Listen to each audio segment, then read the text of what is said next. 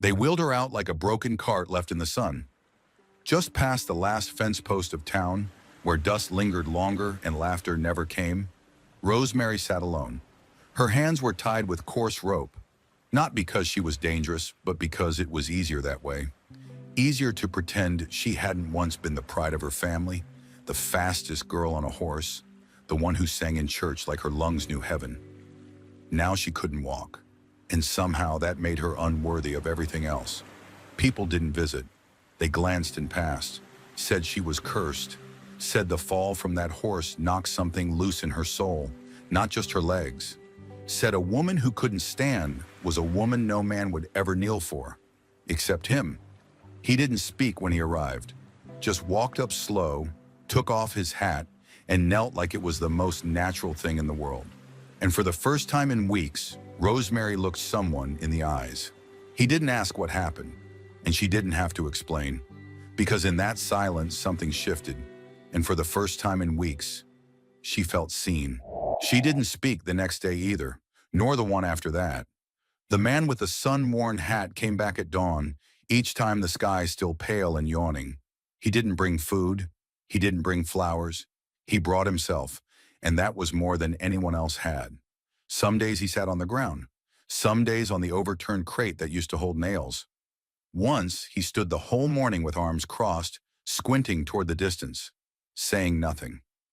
And she let him. Rosemary had learned that words were a luxury people used when they felt safe.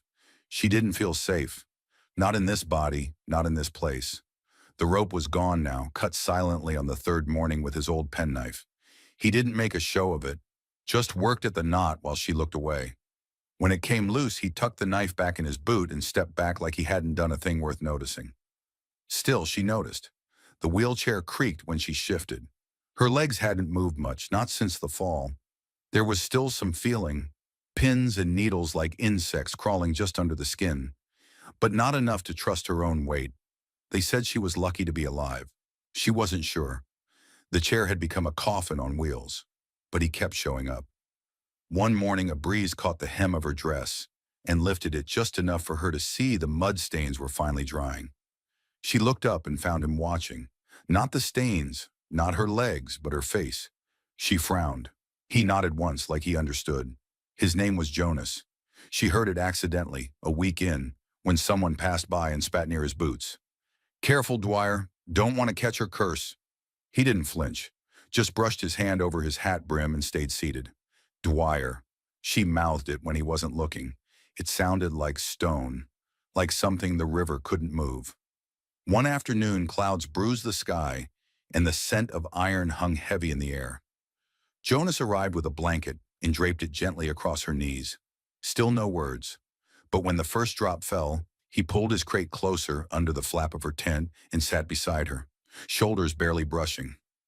Thunder rolled, horses snorted in the distance, but neither moved. She turned her head. "You're not from here." It wasn't a question. He didn't answer anyway. "Neither am I," she added, her voice dry from disuse. He turned his head slightly, and for the first time, she saw the scar across his cheek.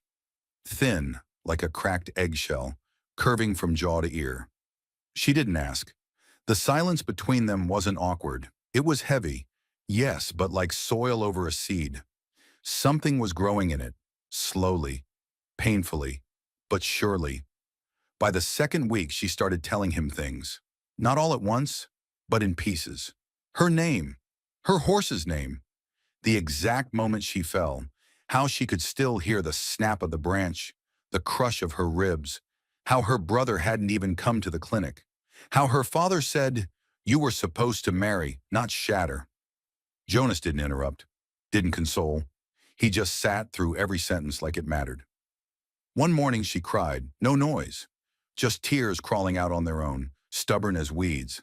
He passed her a cloth without looking. That night she dreamed she was standing again. Not walking, not running, just standing, barefoot in a field, wind tugging her hair. She woke up with her fingers clutching the armrest like it was her anchor. And then he arrived again, every morning like sunrise. 3 weeks in, he spoke. "You want coffee?" She blinked. "What?" He motioned to the pot over the small fire he'd built behind the tent. The tin mug in his hand steamed faintly. He poured a second and set it on the crate between them. Then silence again. But it was warmer now. The coffee was bitter, burnt, but it tasted like something real, something made. "You built this fire?" she asked, sipping slowly. He nodded. "I thought you were just sitting." He gave a half smile. "Been doing both a long time." And that was all. Later that week, she asked, "Why do you come back?" He didn't answer right away, just looked out at the field stretching west, where the wheat bent like old men in the wind. "Don't know," he said finally. "Guess I got tired of being the only ghost in town." She stared at him. "You think I'm a ghost?" "No." He looked at her now fully. "I think you're trying not to disappear." She didn't have an answer to that, and she didn't need one, because that night, after he left, she wheeled herself 3 feet forward for the first time, and it felt like flight. The morning wind was softer than usual. It carried the scent of hay and old iron, things Jonas brought with him. He came with tools this time, not for her, not for the chair, but for the tent's broken hinge. He worked quietly, whistling under his breath, not a melody, but a pattern, rhythmic, predictable, like someone marking time in a world that forgot to count.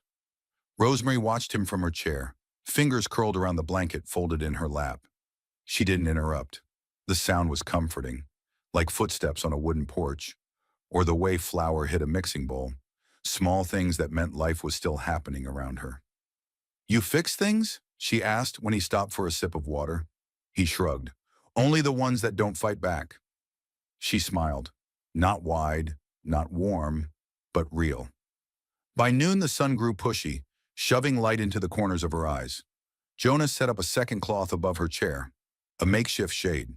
She didn't ask him to. He didn't ask if she wanted it. There was something sacred in that, being helped without being handled. Her arms still worked fine, strong from the effort of moving the wheels back and forth, even if just in short circles near the tent. She'd started doing that now, a few feet forward, a few back, turning, reversing, remembering. "I used to dance," she said suddenly, later that afternoon. Jonas glanced over, but said nothing. Not well, not proper, just when no one was looking. The wind stirred her hair. She tilted her head back to feel it on her neck. There was this song, fiddle and banjo, played every third Saturday by the general store. I'd go with my sisters. They'd wait to be asked. I didn't wait. He smiled. That sounds right. She narrowed her eyes. What's that supposed to mean? Nothing bad, he said, holding up a hand. Just, you don't seem like someone who waits for permission. I used to be. Her voice was quieter now. Until the fall. Then I started waiting on everything. Waiting for someone to help me up. Waiting for my legs to remember. Waiting for my family to come back. Jonas looked at her long and slow, then turned his eyes to the dirt. Some folks don't come back, even if they're standing right next to you. It hung there between them like a bell that had just been struck. That evening after he left, Rosemary wheeled herself again, past the edge of the tent this time, just far enough to touch the fence with her fingertips. The wood was warm, familiar, grounding. She thought about what he said. People didn't come back, but some showed up, and that mattered more. The next morning she was waiting, hair tied back, dressed cleaner than it had been in weeks, hands resting calmly on the armrests like she'd always meant to be seen this way. Jonas nodded once when he arrived. Acknowledgement, not praise. He brought a small stool this time, for her feet. You gonna fix those too? She asked, nodding down. He raised an eyebrow. Don't seem broken. She blinked, not at the joke, but the meaning. They sat for a while in easy quiet. Birds chirped beyond the canvas walls. A horse snorted lazily nearby. Someone's hammer clanged from a wagon repair shop not far off. I dreamed again last night, she said. Standing? She shook her head. Running. Through water. He didn't reply. But this time I wasn't scared. I wasn't trying to get away from anything. I just liked the splash. Jonas stirred the fire, poking at a coal that refused to catch. My brother used to race me down to the creek, he said slowly. I always let him win. He never knew. Rosemary smiled. That's cruel. It made him brave, Jonas replied. Sometimes lying makes people stronger. She tilted her head. Is that what you do? Lie to make people stronger? He met her eyes. Only when they deserve better than what's true. The words sunk in like rain after a dry spell. Later that week, Rosemary asked for a favor. Help me out of this thing. Jonas froze. You sure? She nodded. I want to feel the ground. He said nothing more. Just moved slow, careful as prayer. He crouched beside her, one hand behind her back, the other steadying her knees. Together they shifted. She slid down, dress catching on the footrest, hands gripping his forearm tighter than she meant to. Her knees hit the earth, not hard but honest. She exhaled. Jonas stepped back, giving her space. Her fingers reached down, curling into the dirt. The texture, the grit, the weight, it all returned to her in waves. She closed her eyes. People think broken means done, she whispered. Jonas knelt beside her, not touching, just there. But some things need to crack before they grow. He nodded. Like seeds. Exactly. They stayed like that until her legs trembled too hard to hold her. Then he lifted her back, slow, steady, silent. And this time, she didn't feel like a burden. She felt carried. By the end of that week, she wheeled herself to the water trough and back. Twice. No help. She didn't make a sound when she did it. Not a triumphant yell, not even a gasp. But when Jonas arrived that evening and saw the trail in the dirt, the wide arc of wheels, the double pass, he didn't ask a thing. He just nodded. And when he left that night, she smiled. The next morning, the world shifted. Jonas didn't show up at his usual hour. Rosemary waited, first in her chair, then at the edge of the tent. By noon, she was staring down the road, eyes narrowed against the glare. No footsteps, no firewood bundle, no shadow slipping between buildings like it belonged nowhere and everywhere. He didn't come. By sunset, her heart was thudding louder than her wheels. She told herself not to care. He was just a man, just a visitor. People left. They always did. But still, she sat in silence longer than usual that night. The wind was colder, her fingers trembled, and she hated how empty the air felt without him in it. He returned 2 days later, left arm in a sling, shirt torn, dust clinging to his face like shame. She didn't ask what happened.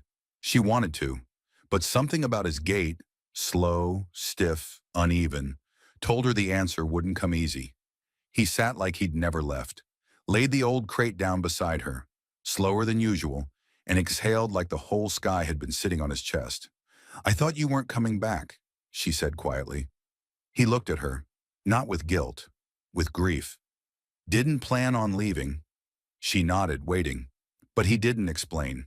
Instead, he pulled a small object from his coat pocket, a tin bird. Crude, misshapen, barely an inch long. It looked like it had been hammered out of scrap and sorrow. He held it out. For your windowsill, he said. I don't have a window. He nodded. Then call it hope. She took it gently, turned it over in her palm. The edges were rough, the wings uneven, but it looked like it was still trying to fly. She set it on the crate between them. I like it broken, she said. Me too. And for the first time, they both laughed. Not long, not loud, but enough. As summer wore on, they fell into rhythm. Not lovers, not quite friends, but something softer, stronger, like the way cottonwood trees hold shape in a storm, not resisting, not bending too far, just staying. Jonas didn't press her to talk. Rosemary didn't beg him to share. But little by little, pieces of their stories fell into the spaces between them.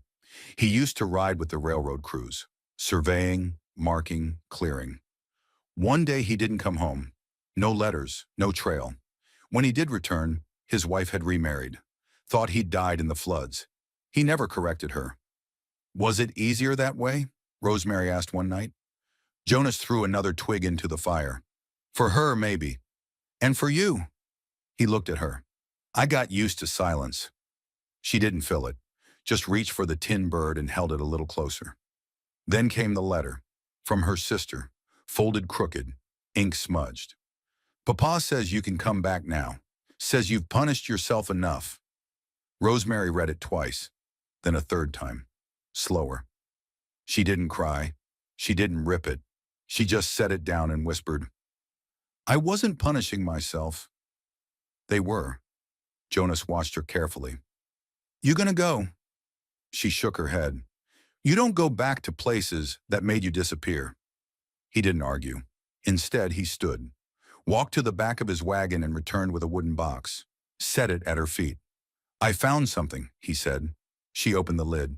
Inside, pieces of a chair, wheels, bolts, wood, leather, polished, repaired. It's yours, he said, but stronger now, lighter. She stared at it. I don't need fixing, she said. He didn't flinch. I know, but your chair did. She looked up at him, really looked, and in that moment she saw it. Not pity, not penance, but partnership. That night she wheeled herself beyond the edge of the tent, all the way to the bench in front of the general store. People stared. She stared back, and Jonas sat beside her. Not behind, not pushing, beside. They didn't speak, didn't need to, because the town could whisper all it wanted. She had her own name again, and someone who stayed. They said she didn't belong there. Not in front of the store, not on that bench, not in that chair, and certainly not beside a man like Jonas Dwyer.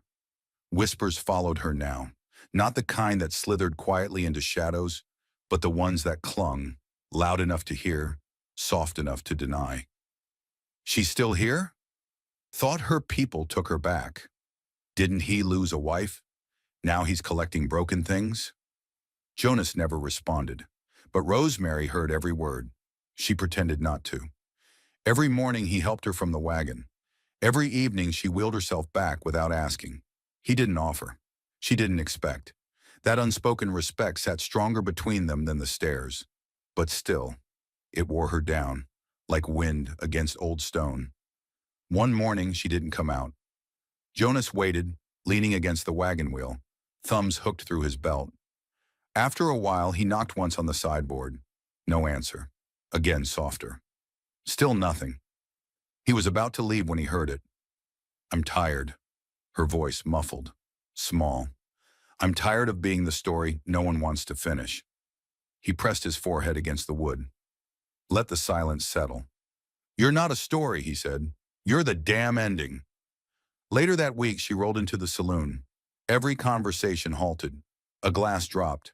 One man muttered, this place ain't for her. Another whispered, she'll scare off the music. But she didn't turn back.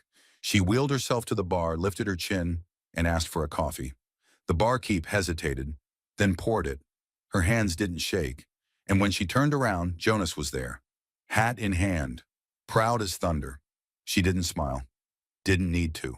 The way he looked at her said everything. That night she placed the tin bird on the saloon's front step. Let the wind carry it wherever it wanted, because she didn't need it anymore. She wasn't hoping, she was living. The next day the chair broke. Not completely, but the left wheel jammed against a rock, and the whole frame pitched forward. Rosemary tumbled hard, palms scraped, knee bruised. She didn't scream, but the breath knocked from her chest. Jonas was there in seconds. She pushed him away. I can do it. He crouched beside her, not touching, just present. She tried twice. Failed twice. The third time she got one knee under. By the fifth she was sitting upright again. He offered her water. She didn't take it. Instead she said, it still counts if you fall. He nodded. Sometimes it counts more. They sat there in the dirt, sweat on their brows, dust in their lungs. And then she laughed. A real laugh. Sharp, loud, free. He laughed too. And for the first time the whole town turned to look. But this time it wasn't out of pity. It was out of something that looked like awe. That evening Jonas brought her a gift, wrapped in canvas, tied with twine. Inside a pair of boots, small, soft-soled, light as feathers. I thought, maybe not for walking, he said, stumbling over the words, but for feeling. Earth, wood floors, rain. She stared at them, then slipped them on. Her feet twitched. Not a miracle, but a spark. I used to dance barefoot, she whispered. I know, he said. She looked at him. How? I listened. Her eyes filled, but didn't spill. Instead, she held out her hand. He took it. No kiss, no confession. Just the quiet clasp of something beginning. Something brave. Days passed. The town didn't change overnight. Some still stared. Some still whispered. But others nodded. Others waved. Others asked if she needed something. Not out of charity, but out of choice. She said no most times. She was learning to ask only when it mattered. And Jonas, he was always there. Not leading, not following, just with her. One evening while they sat beside the creek outside town, she said, You don't talk much about her. Jonas didn't pretend to misunderstand. My wife? She nodded.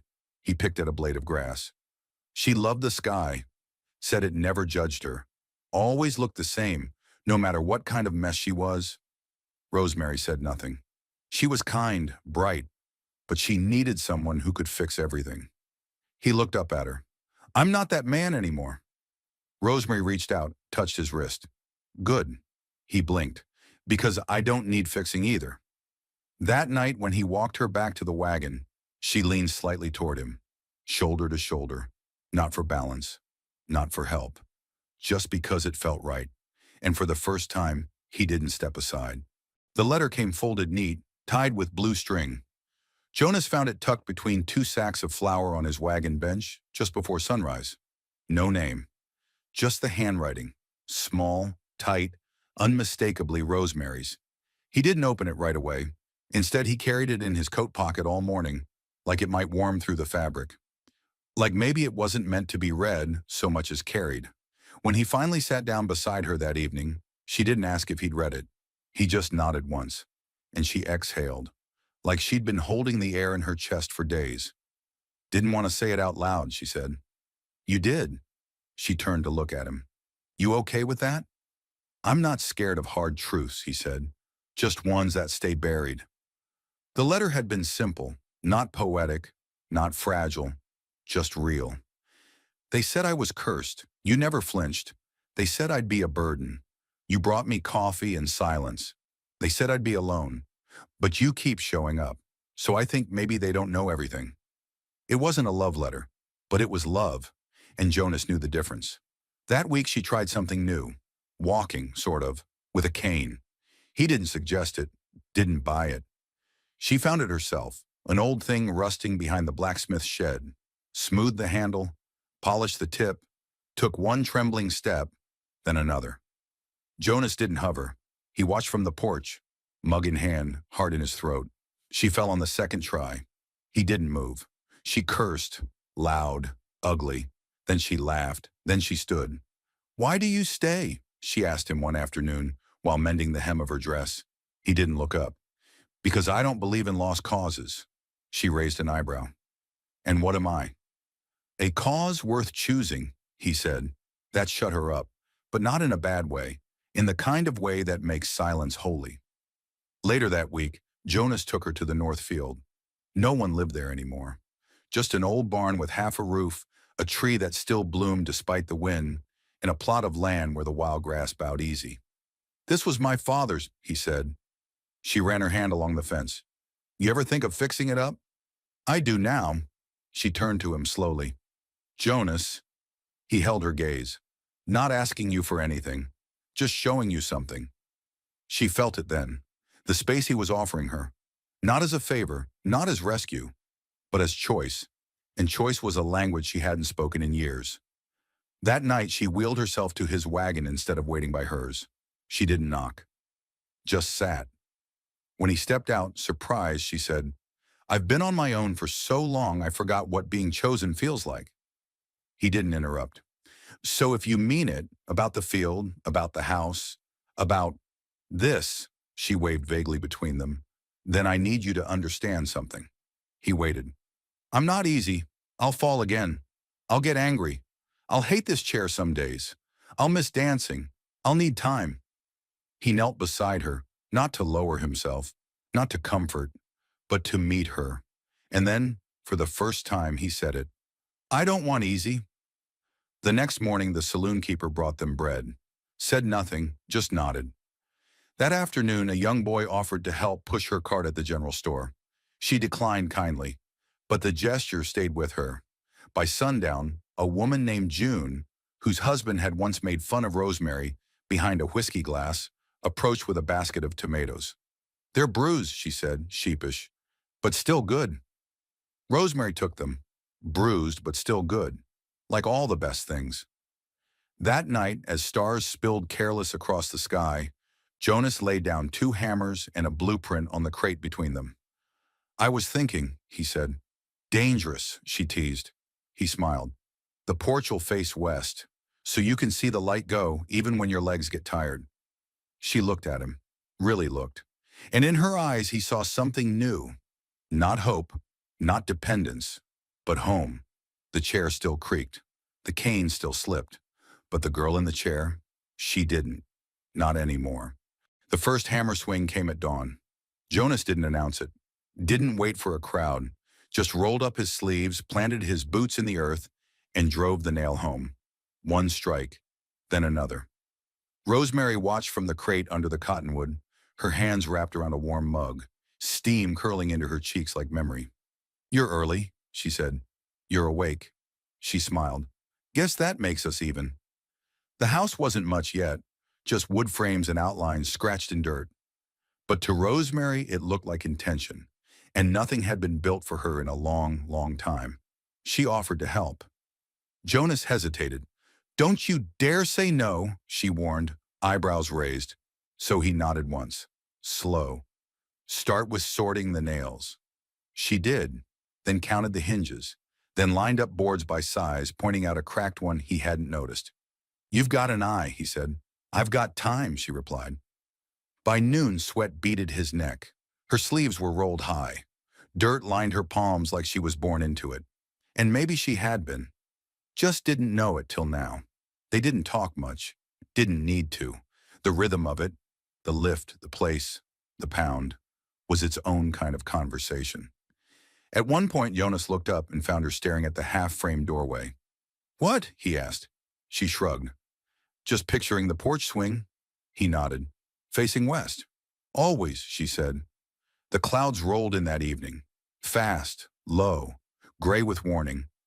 Jonas stopped mid-strike, turned his face to the wind. Storm's early, he muttered. How bad? He didn't answer. Instead, he began covering the lumber with canvas, pulling old ropes tight. She tried to help. He didn't stop her this time. Their hands met over the same corner, hers shaking, his steady. Back to the wagon, he said. Now. By the time they reached it, the wind howled like a wounded dog. Dust swirled. Branches snapped. Jonas lifted her gently into the back, laid a wool blanket over her lap, and tied down the shutters. She didn't protest, didn't flinch. Just asked, have you seen one like this before? Once, he said. She waited. He didn't elaborate, so she reached for his wrist, found it taut, pulse steady. I trust you, she whispered. It was the first time she'd said it, and it landed deeper than rain. The storm hit hard. The roof creaked.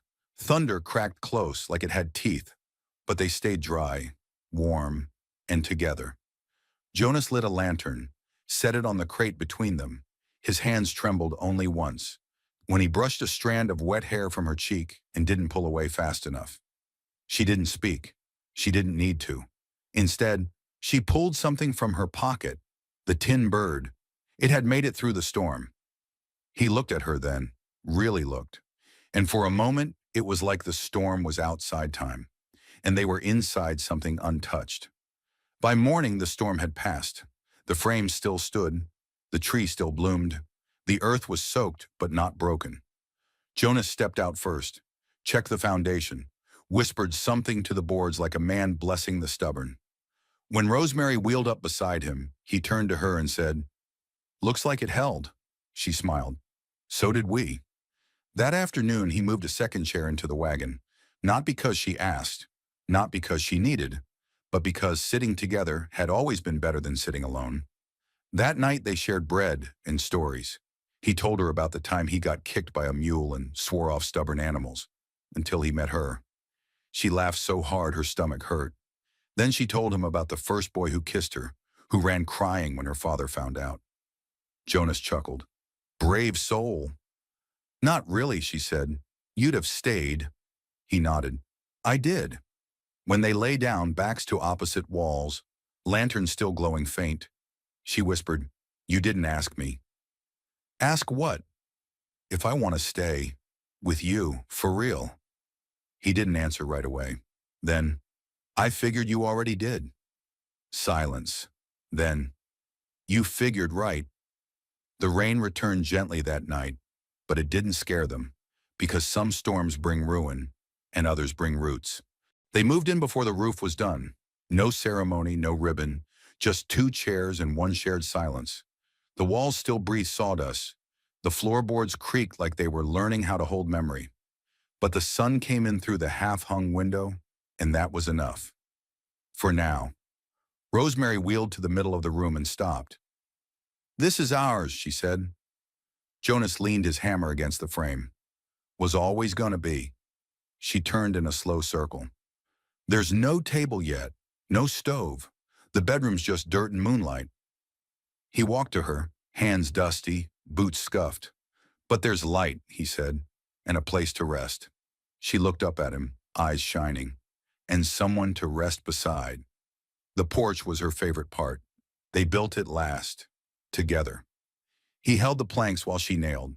She painted the railing. He carved a tiny bird into one post when she wasn't looking, slanted, misshapen, but unmistakably trying to fly. When she found it, she didn't say a word. She just pressed her hand over it like a promise. Word spread fast. That the broken girl had a house now. That she didn't live out there anymore. That the man with no words and the woman with no walk had built something no one else could. People came, quietly. June brought curtains.